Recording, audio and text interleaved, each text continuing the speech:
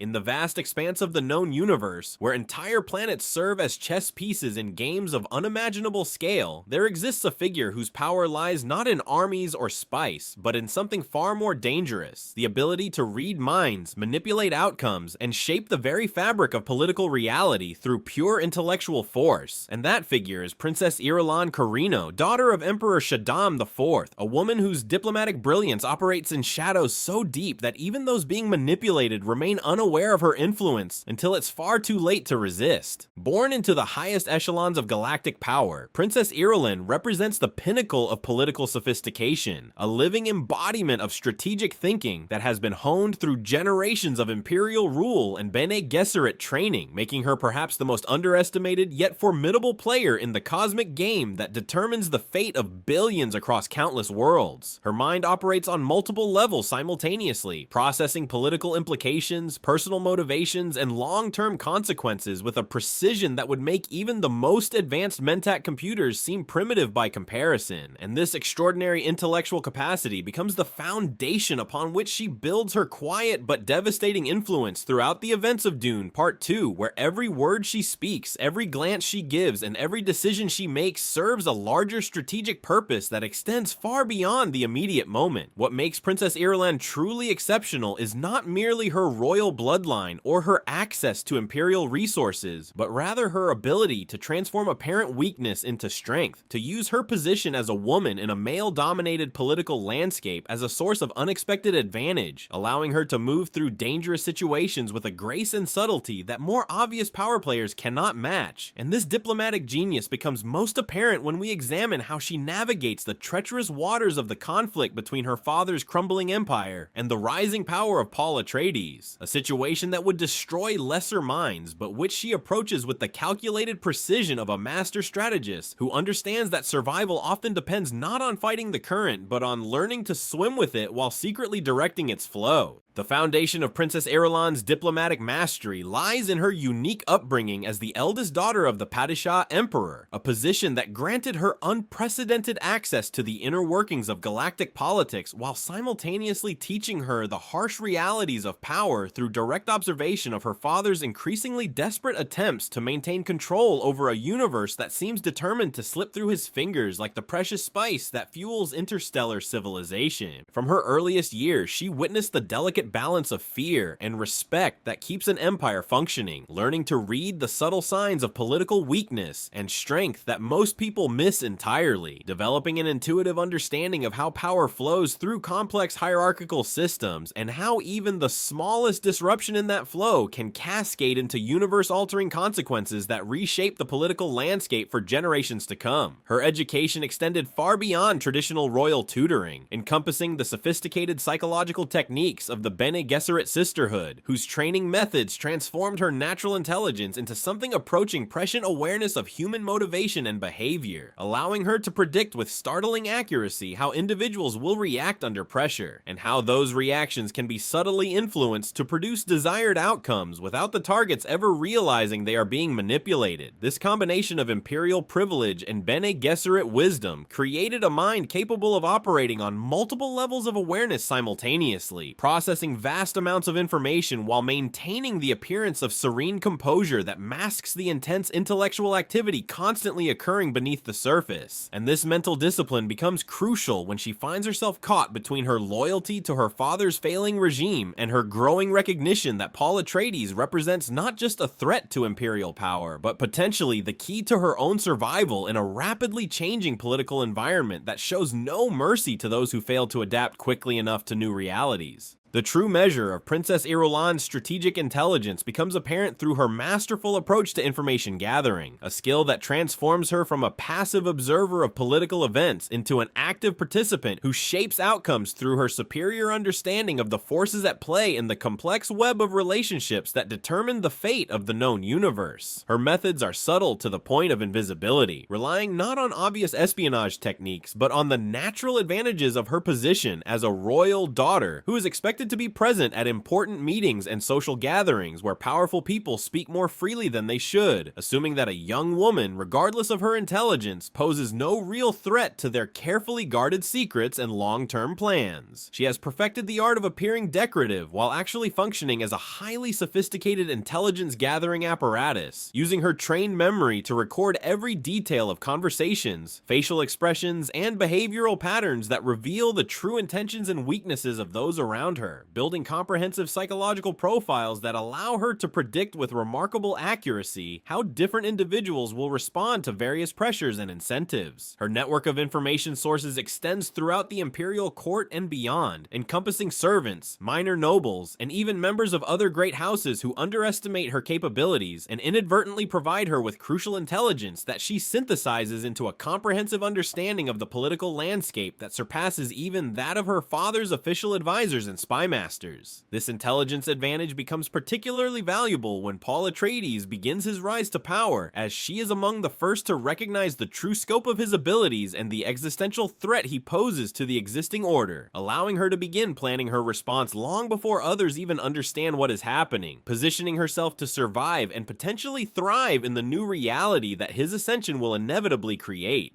Perhaps nowhere is Princess Irulan's diplomatic genius more evident than in her sophisticated understanding of marriage politics, a realm where personal relationships intersect with matters of state in ways that can determine the survival or destruction of entire civilizations, and where her ability to separate emotional considerations from strategic necessities becomes both her greatest strength and her most profound personal sacrifice. She recognizes that in the world of galactic politics, marriage is never about love or personal happiness, but rather about creating alliances, securing resources, and establishing legitimacy for political arrangements that might otherwise be vulnerable to challenge from rival factions or ambitious individuals seeking to exploit any perceived weakness in the power structure. Her analysis of the situation surrounding Paul Atreides reveals a mind capable of thinking several moves ahead, understanding that his need for imperial legitimacy creates an opportunity for someone with her bloodline and political connections to secure a position of influence in whatever new order emerges from the chaos of the current conflict, even if that position comes at the cost of personal fulfillment and emotional satisfaction. She observes the relationship between Paul and Chani with the detached interest of a scientist studying an interesting but ultimately irrelevant phenomenon, recognizing that while their bond may be genuine and powerful on a personal level, it lacks the political weight necessary to stabilize Paul's claim to imperial authority in the face of inevitable challenges from the great houses and other power centers throughout the known universe. Her decision to position herself as a potential bride for Paul represents not romantic ambition, but rather a calculated strategic move designed to ensure her survival and maintain her family's relevance in a post-imperial political landscape, demonstrating a level of emotional discipline and strategic thinking that few individuals could maintain under such personally challenging circumstances. And this ability to subordinate personal desires to larger strategic considerations marks her as a true master of the diplomatic arts, who understands that effective leadership often requires sacrificing individual happiness for the greater good of long-term stability and survival. The depth of Princess Irulan's psychological insight becomes most apparent in her analysis of Paul Atreides himself, a figure whose complexity and contradictions would confuse most observers, but whom she reads with the precision of a Bene Gesserit adept trained in the subtle arts of human evaluation and behavioral prediction. She recognizes that Paul is simultaneously the most dangerous and most vulnerable person in the known universe, possessing prescient abilities that make him nearly invincible in direct confrontation, while also being burdened with a moral sensitivity that creates exploitable weaknesses for those clever enough to identify and manipulate them effectively. Her assessment of his character reveals a mind capable of holding multiple contradictory truths simultaneously, understanding that he is both the prophesied messiah of Freeman legend and a reluctant leader who would prefer to avoid the terrible responsibilities that his abilities and circumstances have thrust upon him. And this psychological complexity creates opportunities for influence that a less perceptive observer might might miss entirely. She notes his genuine love for Chani and his desire to honor that relationship, but she also recognizes that his prescient vision show him futures where personal happiness must be sacrificed for the greater good of preventing even more catastrophic outcomes. And this internal conflict becomes a lever that she can potentially use to guide his decisions in directions that serve her own strategic interests, while also appealing to his sense of duty and responsibility. Her ability to see past the surface manifestations of his power to the underlying human vulnerabilities that drive his behavior represents a level of psychological sophistication that few individuals in the Dune universe possess. And this insight allows her to approach him not as a supplicant seeking favor, but as an equal who understands the burdens of leadership and the terrible choices that power sometimes demands, creating a foundation for mutual respect that could potentially develop into genuine partnership if circumstances permit such a relationship to evolve naturally over time.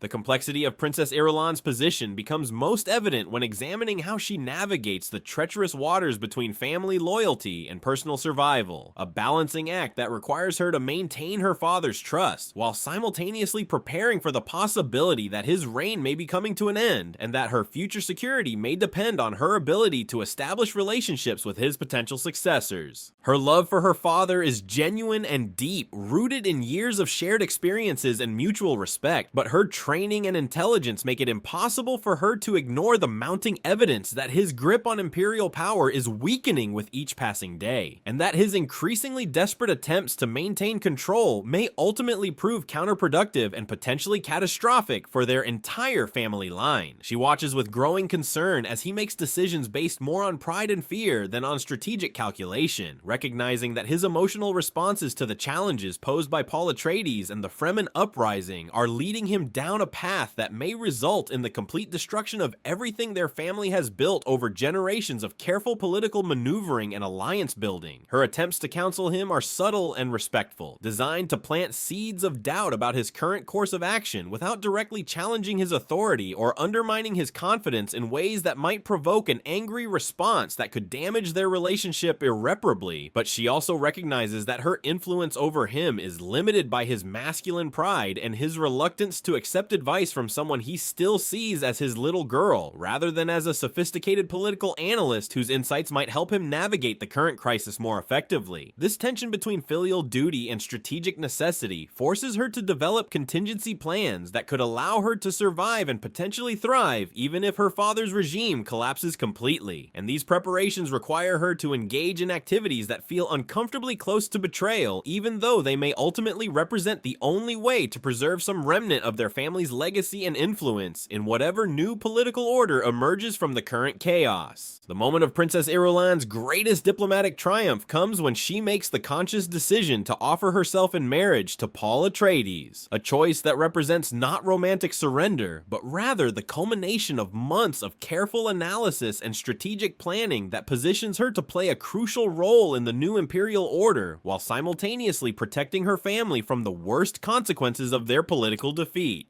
Her approach to this negotiation demonstrates a level of sophistication that transforms what could have been a humiliating capitulation into a mutually beneficial arrangement that serves the interests of all parties involved, including Paul himself, who gains the legitimacy that comes with marrying into the established imperial bloodline, and her father, who avoids the complete destruction that might otherwise have been his fate. She presents the proposal not as a desperate attempt to save herself, but as a practical solution to the political challenges that Paul will face as he attempts to consolidate his control over the known universe, emphasizing the administrative experience and diplomatic connections that she brings to the partnership rather than focusing on the personal or romantic aspects of the arrangement that might make him uncomfortable given his existing relationship with Chani. Her ability to frame the marriage as a political necessity rather than a personal desire demonstrates a level of emotional intelligence and strategic thinking that allows her to achieve her objectives without appearing to threaten or diminish the importance of his other relationships, creating a framework for coexistence that acknowledges the complex realities of imperial politics while respecting the human emotions and personal bonds that cannot be simply dismissed or ignored. This diplomatic masterpiece transforms her from a potential victim of political change into an active participant in shaping the new order, ensuring that her voice will be heard in the councils of power and that her family's interests will be represented in the decisions that will determine the future of galactic civilization. And this achievement represents perhaps the finest example of her ability to turn apparent weakness into strength through the application of superior intelligence and diplomatic skill. The true genius of Princess Irulan's approach to power lies in her understanding that diplomatic immunity can be weaponized in ways that more obvious forms of influence cannot match, allowing her to operate in spaces and situations where direct confrontation would be impossible or counterproductive, and this insight transforms her royal status from a mere accident of birth into a carefully cultivated tool for achieving strategic objectives that might otherwise be beyond her reach. Her position as an imperial princess grants her access to meetings, conversations, and decision-making processes that are closed to most other individuals, but more importantly, it provides her with a form of protection that allows her to speak truths and offer perspectives that others might not dare to voice for fear of retaliation or punishment from those in power. She uses this immunity strategically, choosing her moments carefully to introduce ideas or information that might otherwise be rejected or ignored, timing her interventions to maximize their impact while minimizing the risk of backlash that could undermine her long-term effectiveness as an advisor and influencer. Her royal bloodline also provides her with a network of relationships and obligations that extend throughout the great houses and other power centers of the known universe, creating opportunities for behind-the-scenes negotiations and informal agreements that can sometimes accomplish more than formal diplomatic channels that are subject to public scrutiny and political posturing. She understands that her status as a woman in a male-dominated political environment can actually work to her advantage in certain situations, as many powerful men underestimate her capabilities and speak more freely in her presence than they would around other potential rivals or threats, providing her with intelligence and insights that she can use to advance her own agenda while appearing to remain above the fray of direct political competition. This sophisticated understanding of how to leverage her unique position demonstrates a level of strategic thinking that goes far beyond simple opportunism, representing instead a comprehensive approach to power that recognizes the importance of building sustainable influence through careful relationship management and the gradual accumulation of political capital that can be deployed when circumstances require decisive action. Perhaps the most impressive aspect of Princess Irulan's diplomatic mind is her ability to think beyond the immediate crisis to envision and plan for multiple possible futures, a form of strategic foresight that allows her to position herself advantageously regardless of how current events ultimately resolve themselves. And this long-term perspective becomes crucial as the political landscape of the known universe undergoes rapid and potentially permanent transformation. Her analysis of the situation extends far beyond the immediate question of who will control the imperial throne to encompass broader issues of how galactic civilization will adapt to the changes that Paul's rise to power will inevitably bring, including the religious and cultural upheavals that will result from the spread of Fremen beliefs and practices throughout the known universe, and the economic disruptions that will follow from any significant changes in the production and distribution of the spice that makes interstellar travel and communication possible. She recognizes that the current conflict represents not just a change in leadership, but a fundamental shift in the nature of imperial power itself, moving from a system based on traditional aristocratic privilege and military force to one that incorporates prescient abilities and religious authority in ways that will require entirely new approaches to diplomacy and political maneuvering. Her preparations for this new reality include not only her strategic marriage proposal, but also her efforts to establish relationships with key figures in Paul's inner circle, including his mother Jessica and his military commanders, creating a network of connections that will allow her to remain relevant and influential even as the old imperial structures are dismantled and replaced with new forms of organization and authority. This forward-thinking approach demonstrates a level of intellectual sophistication that sets her apart from most other political figures in the Dune universe, who tend to focus on immediate threats and opportunities rather than considering the longer-term implications of current events. And this ability to see beyond the present moment becomes one of her greatest assets as she navigates the treacherous transition from the old imperial order to whatever new system emerges from the current chaos and upheaval. The ultimate legacy of Princess Irulan's diplomatic genius lies not in any single achievement or victory, but rather in her demonstration of how intelligence, patience, and strategic thinking can triumph over seemingly insurmountable obstacles, transforming apparent defeat into opportunity and creating sustainable influence that extends far beyond the immediate circumstances that gave rise to it. Her story represents a masterclass in the art of political survival, showing how someone with limited direct power can nevertheless shape events and outcomes through the careful application of psychological insight, strategic planning, and diplomatic skill. And these lessons remain relevant not only within the fictional universe of Dune, but also in any real-world situation where individuals must navigate complex power structures and competing interests while working to achieve their own objectives and protect their own interests. Her ability to maintain her dignity and agency even while making significant personal sacrifices demonstrates a form of strength that is often overlooked in favor of more obvious displays of power and dominance, but which may ultimately prove more durable and effective in the long run, because it is based on genuine understanding of human nature and political reality rather than on temporary advantages that can be lost or taken away by changing circumstances. The diplomatic mind of Princess Irulan serves as a reminder that true power often lies not in the ability to force others to do what you want, but in the capacity to understand what they want and to find ways to align their interests with your own, creating win-win situations that benefit all parties involved while advancing your own agenda in ways that are sustainable and resistant to future challenges or reversals. Her legacy extends beyond her own personal success to encompass the broader principle that intelligence and strategic thinking can overcome almost any disadvantage, and that those who take the time to truly understand the complex forces that shape political reality